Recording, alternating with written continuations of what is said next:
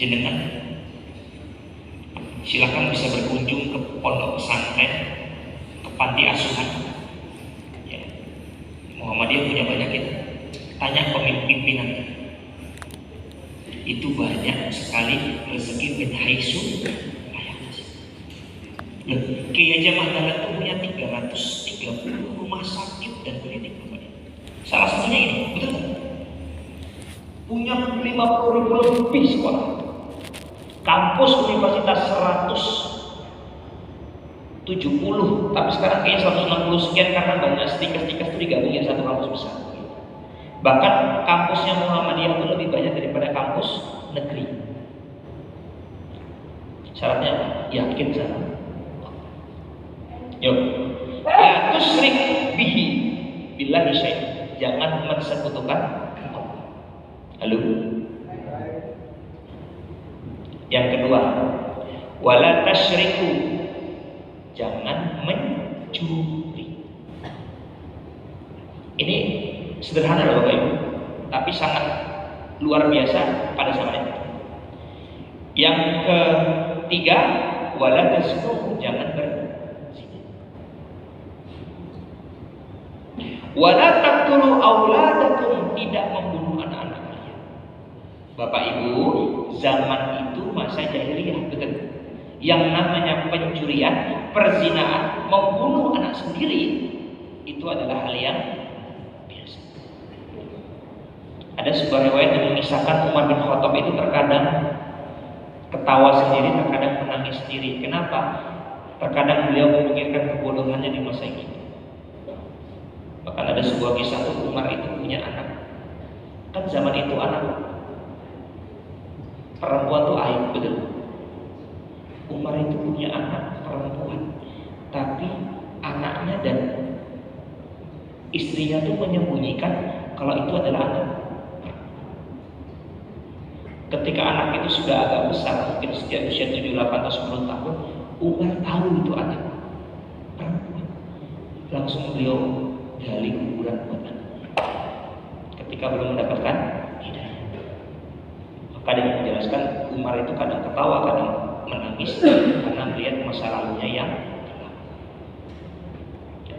Wala ta'tu bi buhtanin taftarunahu baina aydikum wa arjulikum. Tidak boleh berdusta, tidak boleh mengada-ngadakan segala sesuatu yang tidak ada. Wala ta'suni fi ma'rufin, jangan durhaka kepadaku dalam perkara yang ma'ruf. Ini baiat Aqabah, sumpah tadi apa? Setia orang-orang Yasrib kepada Rasulullah. Berapa jumlahnya tadi? Ayo berapa? Ustaznya masih sini udah lupa materinya. 12. Kita lanjutkan, belum selesai. Faman wafa minkum fa'ajruhu 'alallahi. Barang siapa yang menepati janji ini, maka ia akan mendapatkan pahala dari Allah. Wa man asaba min dzalika syai'an fa'uqiba bihi fid dunya fa huwa lahu kafarah. Dan barang siapa yang melanggar salah satunya, maka dia mendapatkan hukuman dari Allah di dunia, maka hukuman itu bisa menjadi kafarah atau penghapus dosa. Jadi Bapak Ibu, kalau kita itu mendapatkan musibah ya, mendapatkan penyakit ya, segala sesuatu yang tidak kita inginkan, maka kalau kita bersabar itu bisa menjadi kafarah. Apa itu? Penghapus dosa. Halo? Kira-kira jenengan pilih dosanya bertambah atau dosanya berkurang? Halo? Bertambah atau berkurang? Pertanyaan kedua lebih susah. Milih sehat dosa nambah terus atau sakit dosa berkurang terus? Sulit. Dosanya berkurang. Pertanyaan pertama gampang. Milih dosanya bertambah atau dosanya berkurang? Berkurang. Semangat. Oke. Yang kedua susah nih. Milih sehat dosa bertambah terus atau sakit dosa berkurang terus? Sehat dosanya berkurang. cerdas. Ya makanya jenengan sehat, akhirnya kesehatan digunakan untuk berangkat ke masjid. Betul tidak? Percaya saya kan. Lanjut ya. Wa man asaba min dzalika syai'an fasatarahu Allah fa amruhu ila Allah.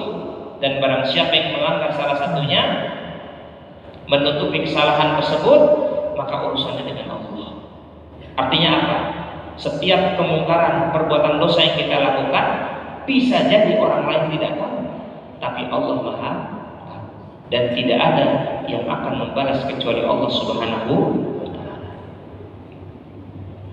In syaa aqabahu wa in syaa afa anhu. Dan kalau Allah berkehendak, Allah akan menghukum kita. Kalau Allah tidak berkehendak juga, maka Allah akan memaafkan kita. Ini namanya baiat aqabah yang pertama. Ya. Setelah musim haji selesai, 12 orang itu kembali ke Yathrib. Maka Rasulullah mengutus satu orang menjadi duta Islam ke Madinah. Berapa? 1. Yang mendampingi berapa? 12. Siapa? Namanya Mus'ab bin Umair. Siapa Bapak Ibu? Mus'ab bin Umair. Ini adalah anak muda yang awal-awal masuk Islam. Ya. Kalau istilahnya apa? As-sabiquna. Mus'ab bin Umair ini ganteng, pinter, kaya. Ibu-ibu mau nggak punya menantu ganteng, soleh, pinter, kaya? Mau tidak? Wah, jadi sekarang belum ya? Saya sering guyon sama mahasiswa, mudah-mudahan dapat suami yang ganteng, soleh, pinter, kaya raya, anak tunggal. Amin. Waktu anak tunggal lebih kenceng namanya, pewaris gitu. Kalau kita kan perintis, bukan pewaris. Masya Allah. Cerdasnya luar biasa. Nah, apa pendekatan yang dilakukan oleh Mus'ab bin Umair? Beliau datang ke Yathrib mendakwahi Islam dengan melantunkan Al-Quran, dan yang paling penting apa? Mencontohkan bagaimana menjadi Muslim sejati. Ini yang paling penting. Ya. Jadi, maka jamaah rahmati Allah Subhanahu wa taala, kalau ditanya apa yang membuat dakwah Rasulullah itu sangat luar biasa, jawabannya beliau itu berdakwah bukan hanya bil lisan tapi bil hal. Bukan hanya dengan lisan tapi dengan perbuatan. Itu yang paling penting. Siapa gurunya Mus'ab bin Umair? Lah kok bingung? Siapa gurunya? Rasulullah Shallallahu Alaihi Wasallam. Makanya dalam hadis yang sahih apa kata Rasulullah? Innama bu'istu liutammima makarimal akhlaq. Rasulullah itu kan diutus untuk menyempurnakan akhlak. Bahkan Ibunda Aisyah pernah ditanya, ya Ibunda Aisyah, bagaimanakah akhlak Rasulullah? Apa jawaban Ibunda Aisyah? Anna khuluqul Quran. Akhlak Rasulullah itu adalah Al-Quran. Dalam surat Al-Ahzab ayat 21 apa kata Allah Subhanahu wa taala? Laqad kana lakum fi Rasulillahi uswatun hasanah. Telah ada pada diri Rasulullah sallallahu alaihi wasallam, yaitu apa? Uswatun hasanah. Liman kana yarjullaha wal yaumil akhir wa dzakarallaha katsiran. Oke, Bapak Ibu. Jadi Mus'ab bin Umair menjadi apa tadi? Apa tuh istilahnya tadi? Kok saya lupa? Duta Islam ke Madinah, dan dampaknya sangat luar biasa, suksesnya sangat luar biasa. Nanti besok kita bahas. Dakwah nggak nyampe setahun, di musim haji selanjutnya datang orang lagi. Bukan 2 kali lipat, bukan 3 kali lipat, tapi berlipat-lipat. Baru nanti ada namanya baiat aqabah yang kedua. Setelah itu baru hijrah. Ini kadang-kadang kita kalau nggak belajar sirah, pokoknya habis dari Mekah hijrah aja ke Madinah. Padahal prosesnya panjang. Saya dulu juga berpikir, tahu-tahu pindah ke Madinah gitu, berdua sama Abu Bakar gitu. Padahal prosesnya panjang. Bukan panjang lagi Bapak Ibu. Panjang. Apa akhlak itu kata Imam Al-Ghazali? Al-khuluqu ibaratun an hay'ah fi nafs. Rasikhu anha tasdurul af'alu bisuhulah wa yasiru min ghairi haja ila fikr wa ru'yah. Akhlak itu adalah sesuatu yang tertanam dalam jiwa. Nah, karena sudah tertanam dalam jiwa, kata Imam Al-Ghazali, maka tumbuhlah perbuatan yang dikerjakan bisuhulah, gak perlu banyak mikir, gampang, sahlun, gampang. Wa yasiru min ghairi hajah ila fikr wa ru'yah, dan gak perlu banyak mikir. Contoh ada kecelakaan, tolong nggak ya? Akhirnya ngitung kancing, tolong enggak, ditolong. Itu akhlak belum? Bukan. Kenapa? Mikir. Tapi kalau langsung kita tolong, baru itu namanya akhlak. Tapi kan akhlak anak zaman sekarang bukan ditolong, ngeluarin HP. Di depan saya ada kecelakaan, like and share. Halo? Setuju? Setuju nggak? Apa? Ditolong. Nah, maka Bapak Ibu, akhlak inilah yang menjadi primadona dalam dakwah Mus'ab bin Umair yang berkaca dari Rasulullah Sallallahu Alaihi Wasallam, termasuk kepada keluarga kita. Kira-kira anak zaman sekarang dinasihatin jawab tidak? Tidak ada dakwah yang lebih baik kepada keluarga kecuali dengan uswah, teladan. Maka ada istilah al-waladu sirru abihi, anak itu rahasia orang tua, karena yang dilihat anak itu bukan, yang dilakukan anak itu bukan apa yang diucapkan orang tua, tapi apa yang dilakukan orang tua. Maka mohon maaf, kita harus menjaga akhlak kita di depan anak ini. Bahkan saya waktu kecil tuh nggak pernah lihat bapak ibu saya cekcok gitu, tapi saya yakin pernah cekcok, cuman nggak ketahuan aja sama saya. Kenapa? Ya memang begitu seharusnya gitu, betul tidak? Kenapa? Anak itu yang dicontoh orang tuanya. Orang tua adalah uswah terbaik bagi anaknya. Ada istilah begini Bapak Ibu, children see, children do. Apa yang dilihat anak itu yang dia lakukan. Looks like rain again today. Dark clouds gather and fill the sky. Don't know how to talk to you, just know how to say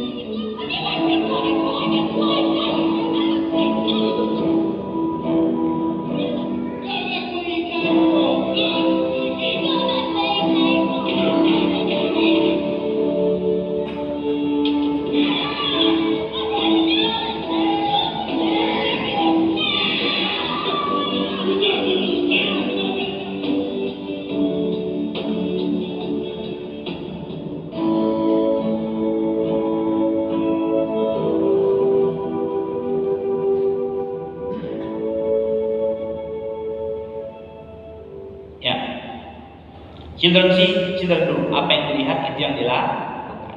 Makanya pendidikan karakter itu mulai dari apa? What do you see? Apa yang dilihat menjadi what do you think? Apa yang dipikirkan. Yuk, yang dilihat menjadi apa yang dipikirkan. Nggak percaya kita buktikan. Bapak Ibu, coba dipikirkan apa yang saya katakan. Mudah-mudahan sama teman-teman panitia disiapkan setelah ini. Bisa ya? Coba yang pertama dipikirkan. Bakso. Bisa nggak dipikirkan? Bisa ya? Mohon maaf, ada mangkoknya nggak? Ada ayam jagonya nggak di sini? Bakso. Mungkin teman-teman takmir agak berat mungkin kalau bakso, kita yang lebih enteng aja. Yang nomor 2 lebih enteng insya Allah. Tengkleng. Bisa dibayangkan?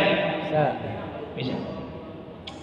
Yang ketiga, kapurung. Bisa nggak dibayangkan? Kapurung bisa nggak ya? Ada yang bisa nggak membayangkan kapurung? Bisa. Asalnya mana? Asalnya Sulawesi. Kapurung itu makanan khas Sulawesi. Biasanya orang bisa masak enak, ada buahnya dan seterusnya. Kenapa nggak bisa membayangkan? Karena belum pernah. Jangankan makan Ustaz, lihat aja belum pernah, betul. What do you see become what do you think? Contoh satu lagi. Bayangkan wajahnya Jokowi misalnya. Bisa. Yang kedua, Prabowo. Bisa dibayangkan. Yang terakhir, Asalina Khairan Musyafa. Bisa nggak dibayangkan? Itu nama anak saya. Usianya 4 tahun. Nggak bisa dibayangkan. Oh, saya aja kepikiran. What do you see become what do you think? What do you think become what do you do? What do you do become your habit, and your habit will change your future. Yang dilihat menjadi apa yang difikirkan. Yang difikirkan jadi perbuatan. Perbuatan menjadi kebiasaan. Kebiasaan yang merubah masa depan. Pingin anaknya sukses? Kok ragu-ragu jawabannya? Pingin anaknya sukses? Tanamkan satu kebiasaan dulu. Apa? Sholat tepat waktu. Yang laki-laki kerja, ibu itu kalau punya anak laki-laki kok sholatnya di kamar, ucapkan alhamdulillah aku punya anak solehah. Besok jangan pakai sarung tapi pakai mukena. Lu pakai daster, sholat kok pakai daster toh bu? Pakai mukena. Dalamnya daster. Jadi ini Bapak Ibu. Jadi dalam konteks pendidikan karakter, bayangkan Yasrib itu adalah daerah yang penuh dengan konflik dan menjadi Madinah Al-Munawwarah. Betul? Pendekatannya adalah pendekatan dan dalam konsep pendidikan karakter, dalam konsep pendidikan akhlak itu dijelaskan begini Bapak Ibu. Anna bitanzimi tarbiyatul khuluqiyah wal aqliyah la yakfi bi mujarradatil kalam. Pendidikan akhlak itu enggak cukup dengan lisan, bal labudda an yakuna qudwah shalihah wa ijadul bi'ah. Ada 2 syaratnya. Pertama apa? Qudwah shalihah, tauladan. Yang kedua ijadul bi'ah, lingkungan. Kenapa? Wa kullama yarahu at-talamin wa ma yasma'unahu min harakatin wa aswatin yakunu 'amilan min awamil tarbiyatul khuluqiyah wal aqliyah. Pendidikan itu adalah apa yang dilihat, apa yang didengar, apa yang dirasakan. Itulah pendidikan. Pendidikan karakter, pendidikan akhlak. 9 menit menuju azan, ada yang mau bertanya? Ada? Tidak ada? Lanjut. Lanjut cukup. Lanjut ya. Nanti kalau berhenti sekarang, kelamaan nunggu azan, kelaparan begitu ya. Nah, Bapak Ibu ada sebuah kisah. Ini pengalaman pribadi saya. 2016 saya pergi ke sebuah pulau namanya Pulau Sebatik. Itu fotonya ada nggak saya di situ kira-kira? Ada nggak Bu? Ada, kalau ada. Terus saya ngapain nunjukin foto kalau saya nggak ada? Yang mana? Masih kecil. Masih kecil ya enggak lah Pak, masa sekecil itu saya. Saya yang paling tengah. Bukan peng kerudungan loh, yang paling tengah. Abu-abu apa ya bajunya itu ya? Yang penting kulitnya hitam gitu. Kalau bajunya saya nggak tahu warna apa itu. Ini kejadiannya di Pulau Sebatik Bapak Ibu. Pulau Sebatik itu pulau paling utara Indonesia, paling ujung atas. Nih saya cerita, 2016 saya dari Jogja terbang ke Jakarta, Jakarta naik pesawat ke Balikpapan naik pesawat ke Tarakan, dari Tarakan ke alias speedboat 3,5 jam baru nyampe di Pulau Sebatik. Ini pulau paling utara Indonesia. Kalau di zoom seperti ini, setengah pulau negara Indonesia, setengah pulau negara Malaysia. Saya 2 bulan di situ Bapak Ibu. Nah, singkat cerita, karena waktu terbatas, tempat kami mengajar itu ada 2 masjid. Maka kami buat TPA. Masjid yang dekat posko itu TPA sore, masjid yang agak jauh TPA-nya malam. Kenapa? Karena di masjid yang agak jauh itu nggak ada listrik. Listrik nyala jam 5 sampai jam 10 malam. Pak itu pun pakai genset, bukan pakai PLN. Kami ngajar di situ, yang kami ajar anak SD, yang paginya kami ajar di sekolah. Datang tuan SD, pakai peci, pakai mukena, megang Quran, sholat maghrib berjamaah, TPA. sholat isya berjamaah. Lah kami punya program itu mengantarkan anak pulang. Kenapa? Karena kami ingin kenal orang tuanya. Kami tidak hanya mau dekat sama anaknya, tapi juga kenal dengan orang tuanya. Jadi satu hari satu anak kita antar silaturahim. Besoknya kita ambil lagi, antar lagi silaturahim. Dan rumahnya jauh-jauh Bapak Ibu, gelap-gelap. Ada satu kejadian yang menyayat hati kami. Seorang anak kami antar pulang ke rumah. Sampai rumah apa yang kami temukan? Mohon maaf, bapaknya sedang karaokean di ruang tamu. Mohon maaf, di atas meja kami melihat ada miras alias minuman. Bayangkan anak SD perempuan pakai mukena meluk-lukan berangkat ke masjid, maghrib berjamaah, TPA, baca Quran, baca Iqra, hafalan surat pendek, hafalan doa-doa sehari-hari, sholat isya berjamaah, dia masih pakai mukena, masih meluk Al-Qurannya. Dia melihat bapaknya setiap hari, ya hampir setiap hari itu karaokean sambil mabuk. Maka bapak ini sedang menghancurkan masa depan anaknya. Kenapa? Tadi faktor paling penting apa? Uswah tidak ada, bi'ah, rumah yang harusnya lingkungan yang mendukung justru tidak ada. Bapak Ibu sekalian, maka pendekatan dakwah dalam konteks akhlak itu adalah pendekatan yang paling penting. Dalam konteks kenapa Mus'ab bin Umair, seorang duta Islam di Madinah itu berhasil. Oke? Nah, ada yang masih ingat ketika kaum Muhajirin, yaitu orang Mekah, datang ke Madinah berhijrah, maka dipertemukan apa yang dilakukan Rasulullah? Rasulullah mempersaudarakan Muhajirin dengan Ansor. Betul? Nah, maka Mus'ab bin Umair itu dipersaudarakan dengan siapa? Sa'ad bin Zurarah.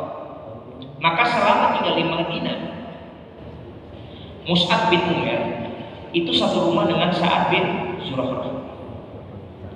Nah, ini akan saya jelaskan lebih detail. Tadi kan saya baru menyampaikan mukadimah dengan mencontohkan. Sekarang saya akan menceritakan lebih detail apa kisahnya, bagaimana cara Mus'ab bin Umair itu berdakwah, sehingga dakwahnya luar biasa. Bahkan penduduk Madinah, penduduk Yasrib saat itu dengan sukarela, perhatikan, tanpa tumpah darah, tanpa sedih, tak satu pun tumpah darah, itu semuanya dengan tersenyum masuk ke dalam agama Islam. Bagaimana kisahnya? Karena waktu yang terbatas, kita bahas di pertemuan selanjutnya dan di awal pertemuan. Jadi kalau mau dengar kisahnya, datangnya tepat waktu, jangan menjelang itu kan Bapak Ibu sekalian. Jangan khawatir, kita santai saja ngajinya karena kita tidak dikejar waktu. Karena kalau nggak cukup waktunya, kita lanjutkan di pertemuan selanjutnya ya. Insya Allah pertemuan selanjutnya kita masih bahas di Bai'at Aqobah ya, dan mudah-mudahan nanti akan kita teruskan sampai pertemuan selanjutnya. Itu saja, kurang lebihnya mohon maaf. Bapak-bapak yang tidak ada, ibu-ibu tidak ada. Alhamdulillahirabbil alamin. Cukup sekian. Assalamualaikum warahmatullahi wabarakatuh. Waalaikumsalam warahmatullahi wabarakatuh. Alhamdulillah, jazakumullah khairan katsiran kepada Ustaz Mahfud Khairul Amin atas penyampaian materinya. Karena sesi penyampaian materi pada sore hari ini telah berakhir, maka sesi kajian pada sore hari ini telah berakhir. Semoga jamaah sekalian mendapatkan ilmu yang bermanfaat dan kepada Ustaz Mahfud mendapatkan amal jariah. Baik, marilah kita tutup kajian pada sore kali ini dengan mengucap hamdalah bersama-sama. Alhamdulillah.